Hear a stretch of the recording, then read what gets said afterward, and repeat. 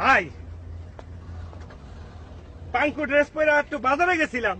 ঠিকই তো আছে, বাজারে যাবি না যাবি কি তুই ওই থানায়? ঠিকই তো আছে। দুইটা লাউ নিয়ে গেছিলাম। হ্যাঁ ঠিকই তো আছে, তুই পণ্য বাজারে বিক্রি করতে নিবি না, নিবি কি প্রদর্শনী করতে? ঠিকই তো আছে। তারপর দুইটা কাস্টমার আইছিল। ঠিকই তো আছে, কাস্টমার আইবে না আইবে কি পুলিশ? ঠিকই তো আছে। না ওই কাস্টমার দুইটা পুলিশই আছিল। ঠিকই তো আছে, কাস্টমার পুলিশ হইবে না, সব কি মানুষ হইবে? পুলিশ ঠিকই তো আছে। লাউ দুইটার দাম চাইছি 200 টাকা। ঠিকই তো আছে, দামি জিনিস তুই দাম চাবি না তুই দিবি ফাও। ঠিকই তো আছে। না পরে হেরা আমার লাউ দুইটার দাম কইলো 2 টাকা। ঠিকই তো আছে, তুই আটানার লাউ চাবি 2টা। ঠিকই তো আছে।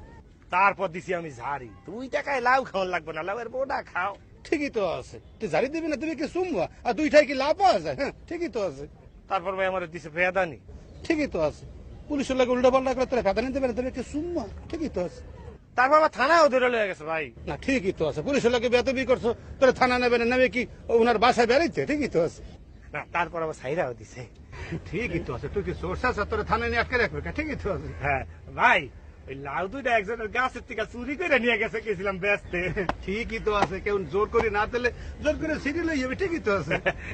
ভাই লাউ দুইটা কার গাছের তো চুরি করেছিলাম জানেন? কে? আপনার গাছের তে। ঠিকই তো, ঠিকই তো নেই এইটা, তুই আমার কাছে তো লাউ চুরি করছো কে? তা কি আপনার লাউ গাছের তে লাউ চুরি করবো না, তাহলে কি কারো চুরি করুম? ঠিকই তো আছে।